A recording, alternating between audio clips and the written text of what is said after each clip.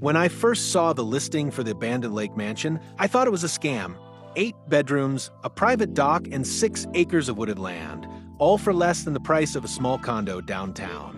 The pictures showed a faded beauty, cracked windows, ivy crawling up its stone walls, and a massive wraparound porch overlooking Lake Meridian.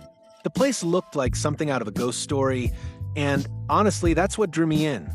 I'd spent years flipping properties, but this one felt different. It felt like a project worth saving. 3 weeks later, after confirming the deed and closing the sale, I packed up my truck, tools, and my golden retriever, Scout, and headed out to start renovations. What I didn't know was that the biggest obstacle to restoring my dream home wasn't rot or mold or even ghosts. It was the HOA. The mansion by the lake. When I arrived, the mansion stood tall despite the years of neglect.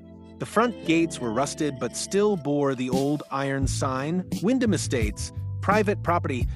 As I pushed them open, they groaned like the place itself was waking up after a long sleep. The driveway wound through overgrown pines until the mansion appeared. Elegant but weary, its white paint peeling and shutters hanging loose. I stepped out of the truck, breathed in the scent of pine and lake water, and said aloud, "We're gonna make you beautiful again." Scout barked in agreement. Inside, the house was a mess: shattered glass, collapsed ceiling beams, and graffiti from trespassers. But beneath the grime, I saw potential. The marble floors could be polished. The fireplaces could burn again. The massive windows, once cleaned, would flood the place with light. I set up camp in one of the cleaner rooms and began planning the restoration.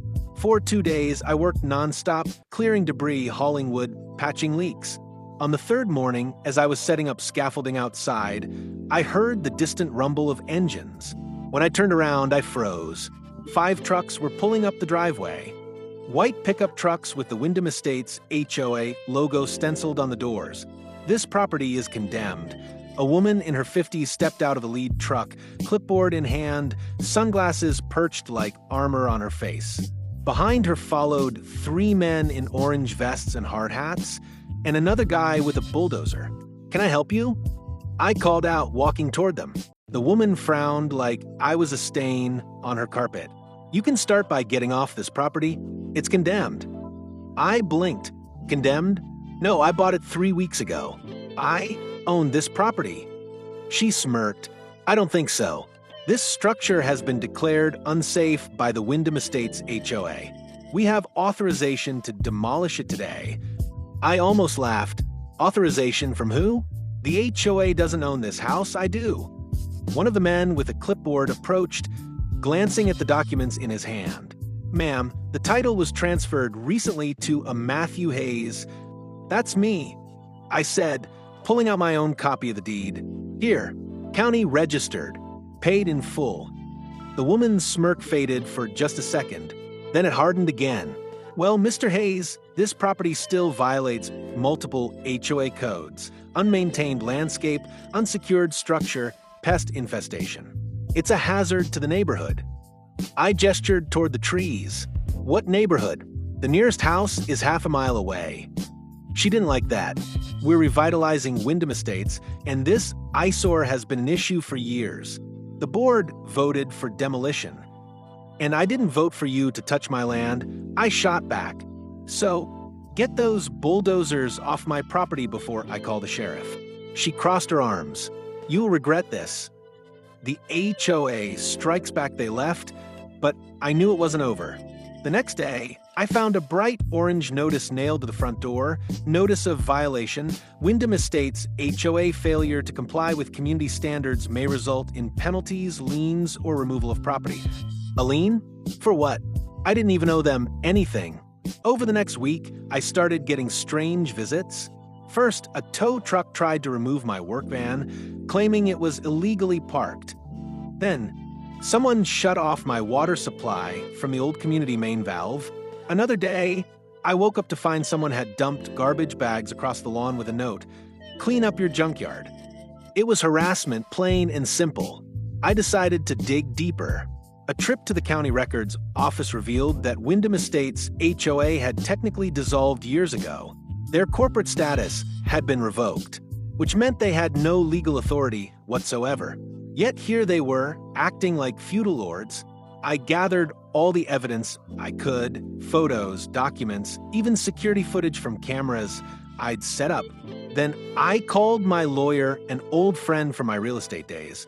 Matt, he said after reviewing the paperwork, if they step foot on that land again, you can sue for trespassing, harassment, and damages. Perfect. Demolition day. A week later, I left for town to pick up supplies. When I returned, I saw smoke. My heart dropped. As I turned down the driveway, the roar of machinery hit my ears. Bulldozers, trucks, and there, that same HOA woman, standing with her arms crossed, supervising. They were demolishing my house. I slammed on the brakes, jumped out, and sprinted toward them. Stop. What the hell do you think you're doing? The woman turned, startled but smug. We warned you, Mr. Hayes. You left the property unattended. It's unsafe. We're clearing it for community safety. A section of the porch crashed as a bulldozer rammed through the supports. Dust and debris filled the air. I pulled out my phone and started recording. You're trespassing. This is illegal. The HOA is defunct. She scoffed, waving to one of the workers. Finish the front wing. That's when 2 county sheriff cruisers rolled up the drive. Justice on the lake shore. Apparently, my lawyer had already contacted the sheriff's office when I told him I was heading back to the property. The deputies stepped out, hands resting on their belts. Ma'am, one said, we've got reports of unauthorized demolition on private property. The HOA woman tried to talk fast. We have the right to, ma'am, the deputy interrupted. Your organization's legal authority was revoked 5 years ago. You're on private land without consent. You're all under investigation for property damage. Her face went pale. Within minutes, the deputies ordered the bulldozers shut down. The workers, realizing they were caught in the middle of a legal mess, backed away quickly. I stood there, watching the half-destroyed front of the mansion crumble in silence. It felt like someone had punched me in the chest. The deputy came over. Mr. Hayes, we'll take statements and file a report. You can pursue damages through civil court. Looks like you've got a strong case. I nodded slowly, eyes fixed on the rubble. They destroyed history, I whispered. The lawsuit took 6 months. The HOA president and her board turned out to be self-appointed. They'd been running the old community funds and collecting dues from a handful of residents who didn't know any better. They'd also faked condemnation notices and tampered with county records to justify their actions. My lawyer tore them apart in court. When it was over, the judge ruled in my favor. Full damages, property restoration costs, and punitive compensation for harassment. The so-called HOA was ordered to disband permanently. The woman who led the demolition, she lost her home to pay the judgment. Rebuilding the dream, it took a year to rebuild what they destroyed. I hired local craftsmen who cared about preserving history, masons, carpenters, and painters who treated the mansion like it was alive. Each beam replaced, each stone reset. Felt like giving the house its heartbeat back. When it was finally finished, I threw a small celebration. The mansion, once forgotten and vandalized, now stood proudly over Lake Meridian again, restored to its former glory.